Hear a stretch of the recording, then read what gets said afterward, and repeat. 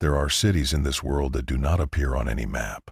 Cities where the streetlights flicker not because of faulty wiring, but because something moved between them faster than the human eye can follow. Cities where people vanish not because of crime, but because they were chosen as prey. And in the autumn of a year no one would remember, Eric Landshare found himself walking through one of those cities. He had spent the better part of 3 months crossing Europe, not as a tourist, not as a refugee, but as something far more dangerous. A man following a trail of blood that no government agency had the courage to investigate. In Budapest, an entire smuggling ring had disappeared overnight, not arrested, not deported. 47 men reduced to nothing more than a stain on a warehouse floor. In Prague, construction workers unearthed a mass grave beneath a condemned apartment block. The bodies were not decades old, they were weeks old, and every single one of them had been drained. At first, Eric assumed this was the work of humans. He had seen what humanity was capable of. He carried those memories in his bones, etched into the number on his arm. Cruelty was not foreign to him. He understood it better than most. So he followed the trail with cold patience, expecting to find another network of human savagery exploiting the vulnerable in the shadows of civilization. But the deeper he traveled, the less the evidence made sense. The wounds on the bodies were not consistent with any known weapon. The speed of the attacks defied logistics, and in every city, whispered rumors circulated among the terrified and the desperate. Rumors about creatures that moved through the night like smoke. Creatures with eyes that reflected light the way no human eye should. Creatures that had been here long before the cities were built. Eric arrived in the final city on a night when rain had turned the streets into black mirrors. He stood on the rooftop of an abandoned cathedral, his long coat heavy with water, his gaze sweeping across the labyrinth of old European architecture below.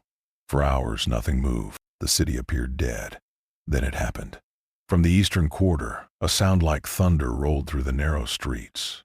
Not thunder from the sky, but thunder born from impact. Bodies colliding with the force of freight trains. Glass shattering outward from a building on the corner as something was hurled through a second-story window. Eric watched as figures poured from the rooftops, fast, impossibly fast, descending on another group that surged from the sewers below. The first group moved with precision. Pale skin, dark armor, weapons that gleamed with an almost ceremonial elegance. They fired with discipline and dropped from ledges with the confidence of apex predators who had never once questioned their place at the top of the food chain. These were vampires, not the romanticized kind from storybooks. These were killers refined by centuries of practice. The second group was different. Their bodies twisted mid-stride, bones cracking and reshaping as fur split through skin and muscle expanded beyond human proportion. They fought with claws and teeth in a rage so primal it vibrated in the air like heat. These were Lycans, werewolves forged in generations of oppression and fury, and they were tearing each other apart. Eric watched the carnage unfold with the stillness of a man who had witnessed violence his entire life. He studied the way the vampires coordinated their fire. He observed the way the Lycans used the terrain, pulling enemies into tight spaces where numbers meant nothing and savagery meant everything. He watched the blood pool in the gutters and the bodies crumble in the rain. And when the battle ended and the survivors dragged their wounded into the darkness, Eric remained on the rooftop. He did not feel fear. He did not feel horror. What he felt was something far more dangerous. He felt vindicated. Because standing above a city where two immortal species had been waging a secret war for centuries, Eric Landshare finally had proof of something he had believed his entire life. Humanity was never the dominant species.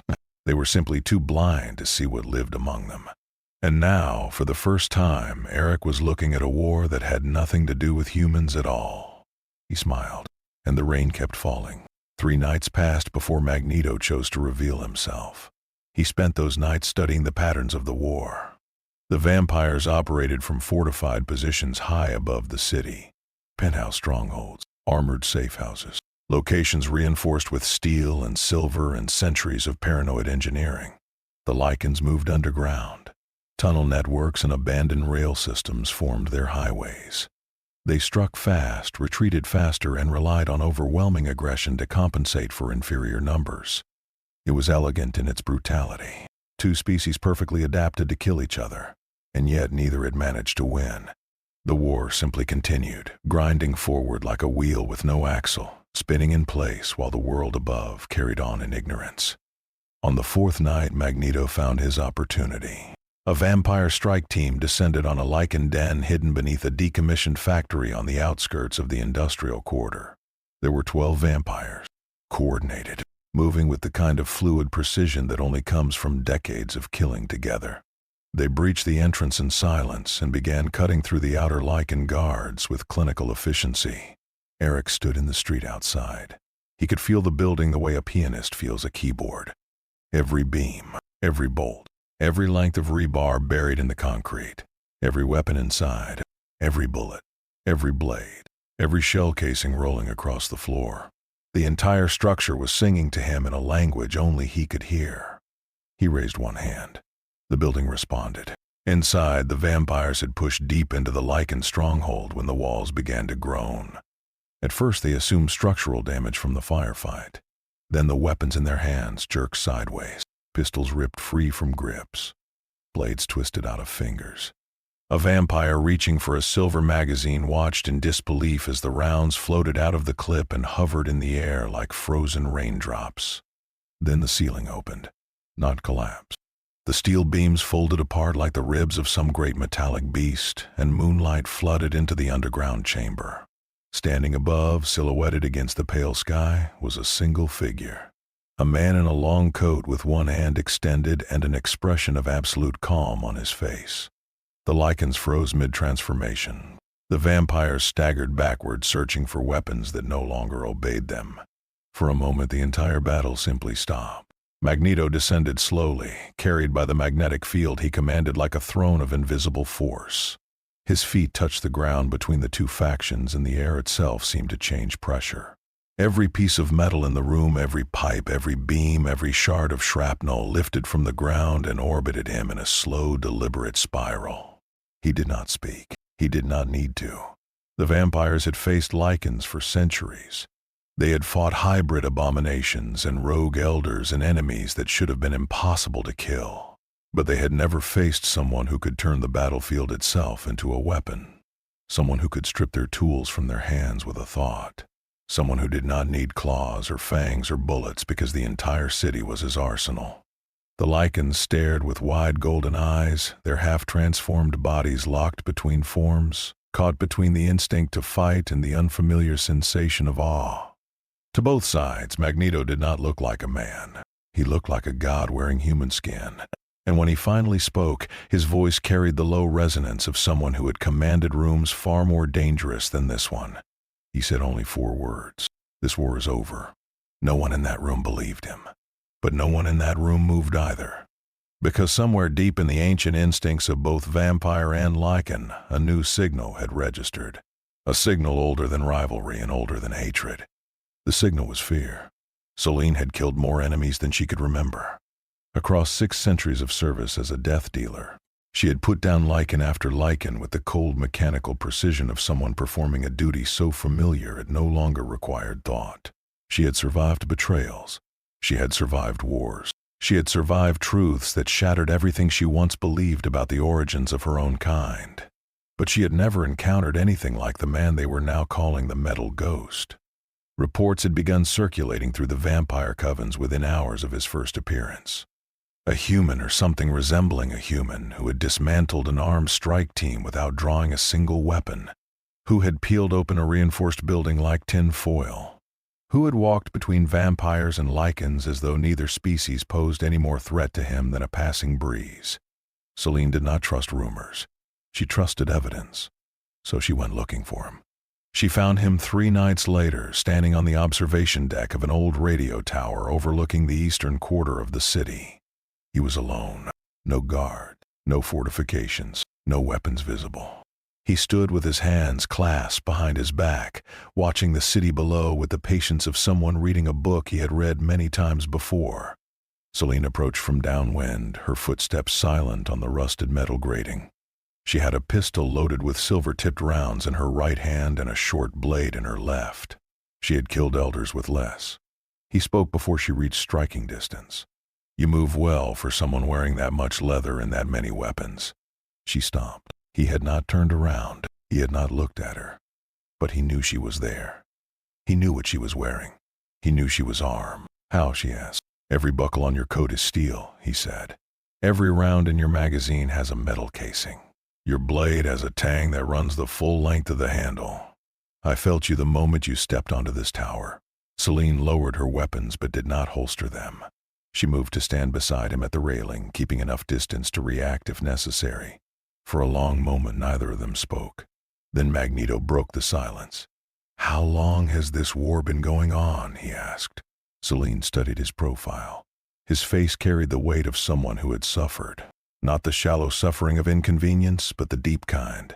The kind that rearranges the architecture of a person from the inside out. Centuries, she said. Longer than any living vampire can remember with certainty. And what are you fighting for? He asked. Survival, she said. Magneto nodded slowly, as though her answer confirmed something he had already suspected. That is the answer of someone who has forgotten why the war started, he said. You are not fighting for survival. You are fighting because you do not know how to stop. Selene felt a cold flash of anger but suppressed it. Because somewhere beneath the insult she recognized the truth. And what do you fight for? She asked. Evolution, he said. The right of superior beings to claim their place in a world that would rather see them extinct. I have spent my entire life fighting for a species that humanity fears and despises. People born different, born powerful, born threatening to those who cannot evolve. He turned to look at her for the first time, and his eyes held the kind of fire that centuries of war had long since burned out of Selene's own gaze. Your kind and the Lycans, he said, are proof of everything I have ever believed. You are not human. You are beyond human. And yet here you are, hiding in the dark, killing each other instead of claiming the world that should belong to you. Selene said nothing, but she did not leave. And that silence between a 600-year-old vampire and a Holocaust survivor standing on a rusted tower above a war-torn city was the beginning of something neither of them fully understood. In the weeks that followed, Magneto did something that neither the vampire covens nor the Lycan packs expected. He did not attack. He did not declare allegiance. He did not make demands or issue ultimatums. Instead, he studied. He walked through the tunnels where the Lycans hid, observing the way they organized themselves.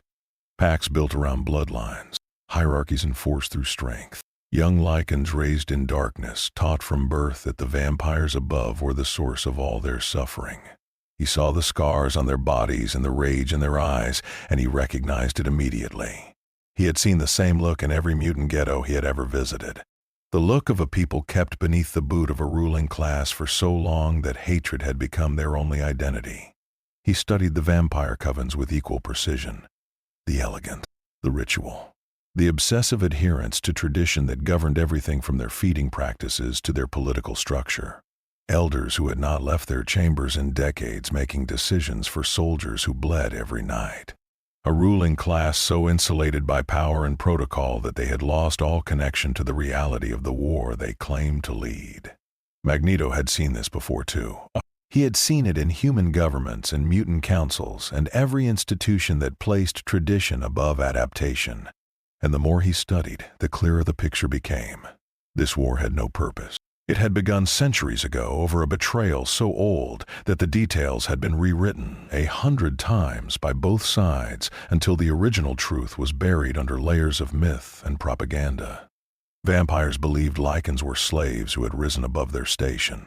Lycans believed vampires were tyrants who had stolen their freedom. And both sides clung to these narratives with the kind of desperate certainty that only comes from having nothing else to believe in. The result was a conflict that fed on itself. Every Lycan killed created a reason for the next attack. Every vampire destroyed justified the next reprisal. The war did not advance toward any objective because there was no objective. There was only momentum. Two ancient species locked in a cycle of mutual destruction that had become so deeply embedded in their cultures that ending it would require dismantling the very identities they had built around it. Magneto understood this with painful clarity because he had faced the same temptation himself. There had been moments in his own war, his war for mutant kind, when the fight against humanity had threatened to become its own purpose, when the hatred had grown so comfortable that it no longer needed a reason. when striking back became easier than building forward. He had walked that edge for decades, and he knew exactly how seductive it was.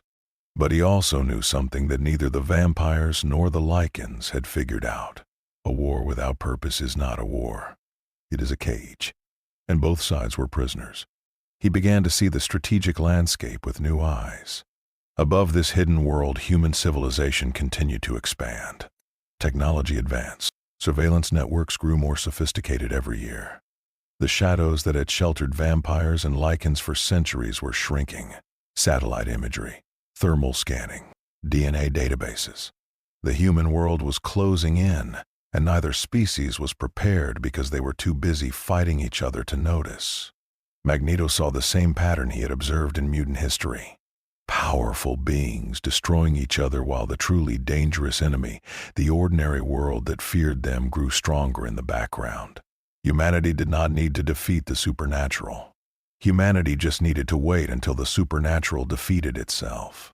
And that realization transformed Magneto's approach entirely. He was not going to pick a side. He was not going to play king or general or mediator. He was going to do something far more dangerous. He was going to change the war itself, not by ending it. Ending it would require trust that neither side was capable of giving, but by reshaping it, by removing the structures that kept it spinning in place, by forcing both vampires and Lycans to confront the truth that their real enemy was not each other, but the world that would eventually find them and destroy them both. It was the same philosophy he had carried his entire life: unity through crisis, evolution through pressure. And if neither side was willing to evolve on its own, then Magneto would give them no choice. The plan began to form in his mind like metal bending under heat. Slowly, precisely, and with absolute certainty. Magneto began with the small things, the surgical moves that no one would notice until it was too late. The first operation was a vampire assassination squad tasked with eliminating a Lycan Alpha in the Southern District. 12 death dealers armed with silver ammunition and UV grenades, moving through the rooftops toward a tenement building where the target was hiding with a small pack. They had done this 100 times before. It should have been routine. But when the lead dealer raised her rifle to take the shot, the barrel bent. Not violently, not dramatically. It simply curved to the left by 3 degrees, enough to send the round into a concrete wall instead of a Lycan skull. Before she could react, every weapon in the squad malfunctioned simultaneously. Firing pins fused, triggers locked, magazine releases jammed.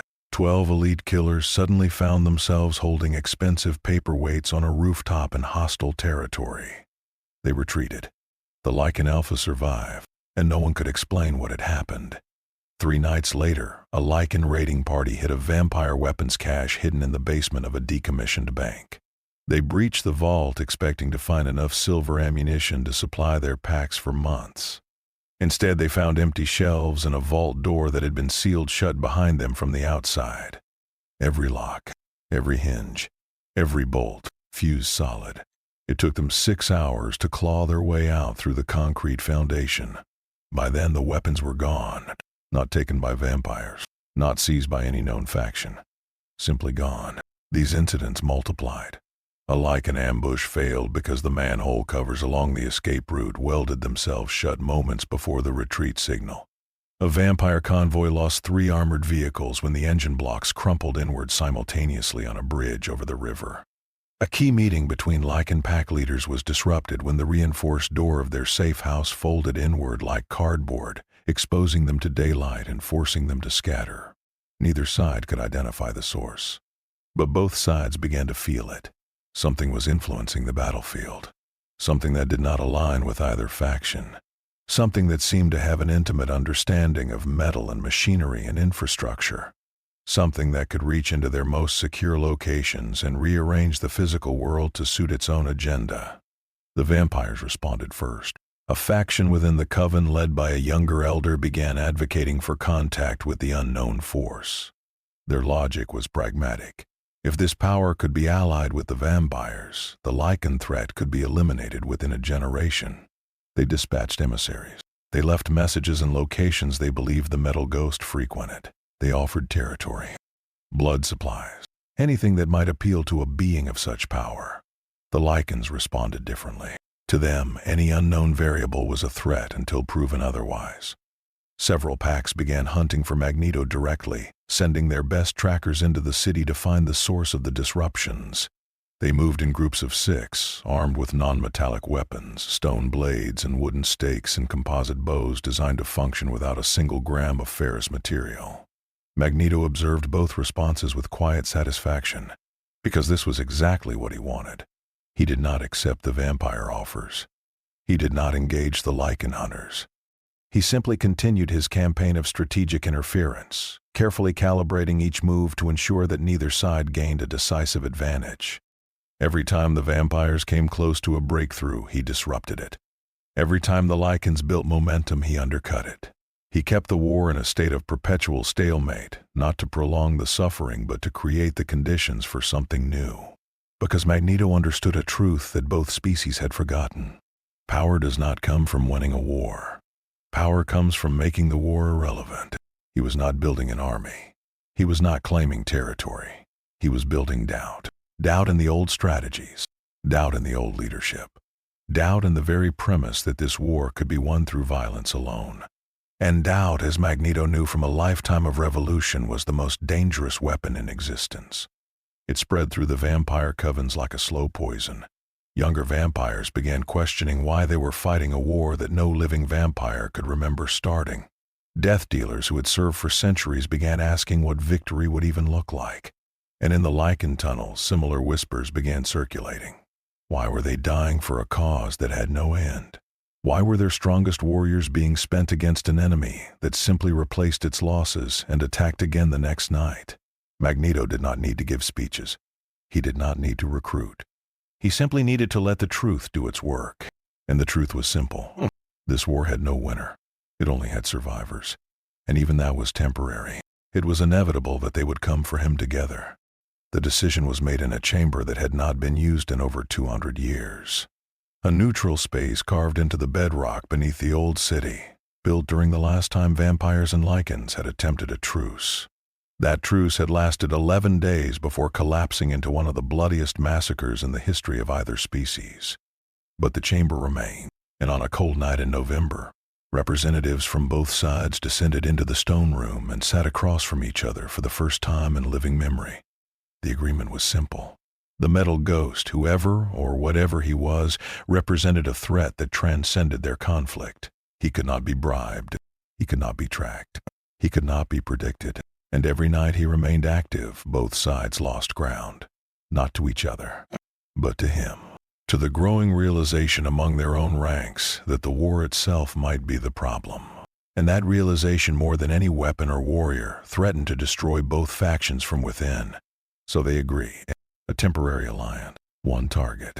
One night. They assembled the largest combined fighting force in centuries. 80 vampire death dealers drawn from 6 covens across the continent. 40 Lycan warriors from the 4 most powerful packs in the region. They armed themselves with everything they had. Silver and UV rounds for the vampires. Reinforced claws and composite armor for the Lycans. They studied the city grid. They identified every location where Magneto had been spotted. They mapped the metal infrastructure and designed approach routes that minimized exposure to ferrous materials. They found him at midnight in the old industrial quarter, standing alone on the roof of a steel mill that had been closed for decades. The building was a cathedral of rusted metal, beams and catwalks and machinery left to decay in the dark. To any tactical mind, it was the worst possible location to confront a man who controlled metal. But they had no choice. He was there, and this was their only chance. The first wave came from above, death dealers dropping from helicopter lines onto the roof, firing as they descended. The second wave came from below, Lycans breaching through the ground floor in full transformation, tearing through walls and machinery to reach the central stairwell. The third wave came from the east and west. Flanking teams moving through adjacent buildings, firing through windows, trying to create a crossfire pattern that would pin the target in place. For approximately 4 seconds, the plan worked. Then Magneto moved. The roof of the steel mill peeled open like the lid of a can, sending the descending death dealers tumbling through a sudden void of twisted metal. The ground floor erupted upward as buried machinery ripped free from its foundations and launched into the advancing Lycans like battering rams made of rust and iron. The flanking teams watched in horror as the walls of their own buildings bent inward, compressing the corridors and trapping them in tombs of brick and steel. Magneto rose from the center of the destruction, suspended in a vortex of spinning metal. Beams orbited him like the rings of a planet. Shrapnel moved in controlled streams, slicing through the air with surgical precision. The entire building had become his weapon. Every bolt, every pipe, every fragment of corroded steel answered his command as though it had been waiting for this moment. The battle lasted less than 10 minutes, but for those who survived it, the memory would last forever. Vampires who had lived for 500 years found themselves pinned to walls by rebar driven through their armor. Lycans in full bestial form were lifted from the ground by invisible force and hurled through concrete barriers. Weapons meant for Magneto turned in their owners' hands, barrels bending backward, triggers fusing, ammunition detonating inside magazines. The combined military might of two immortal civilizations threw everything they had at one man, and that man did not even raise his voice. When it was over, the industrial quarter looked like a bomb had struck it. Buildings leaned at impossible angles. The street was carpeted with twisted metal and broken glass. Survivors crawled through the debris, some in human form, some stuck halfway between shapes, all of them carrying the same expression. It was not anger. It was not hatred. Those were emotions they understood. Those were emotions they had built their entire existence around. What they carried now was something unfamiliar. It was fear. Pure, primal, bone-deep fear of something they could not kill, could not outrun, and could not comprehend. And somewhere in the smoking ruins, a man in a long coat walked calmly through the wreckage, untouched, unhurried, and utterly alone. The war did not end. Magneto never expected it to. Wars that have burned for centuries do not extinguish in a single night, no matter how decisive the victory. The hatred was too old. The wounds were too deep. The identities of both species had been forged in the fire of this conflict, and asking them to abandon it was like asking them to abandon themselves. But the war changed. In the weeks following the battle at the steel mill, something shifted in the way both factions operated. The attacks became less frequent. The rhetoric became less certain. Elders who had spent centuries preaching extermination of the other side began speaking in quieter tones. Pack leaders who had promised their warriors that victory was one raid away stopped making promises altogether. Because the question that Magneto had planted in their minds could not be unasked. What if the real threat was never each other? What if two immortal species had spent centuries destroying their own future? Because they were too proud and too afraid to look beyond the war that defined them. Magneto stood on the roof of the tallest building in the city as dawn approached. Below him the streets were quiet. Not peaceful. Quiet is not the same as peaceful. Quiet is what happens when every predator in the territory suddenly realizes that something bigger is watching. He thought about Selene, about her 600 years of service to a cause she could no longer define. He thought about the Lycans in their tunnels, raising children in darkness and calling it freedom. He thought about his mutants, scattered across a world that feared them, fighting the same battles generation after generation because humanity refused to evolve and mutant kind refused to unite. The patterns were the same everywhere. Superior beings destroying themselves while the ordinary world watched from a safe distance, waiting for the monsters to finish each other off. Magneto had not come to this city to conquer it. He had not come to save it. He had come because he needed to see with his own eyes whether immortality made a species wiser or simply gave it more time to repeat the same mistakes. Now he had his answer. Time alone changes nothing. Only those willing to abandon what they were have any chance of becoming what they could be. Evolution is not a gift. It is a choice. And it is a choice that most beings, whether human or mutant or vampire or Lycan, are too afraid to make. He turned from the skyline and walked toward the stairwell. Behind him, the first light of morning touched the rooftops of a city that would never be the same. The night no longer belonged to vampires. The night no longer belonged to Lycans. The night belonged to whoever had the courage to evolve beyond the past. And Magneto had always been willing to be first.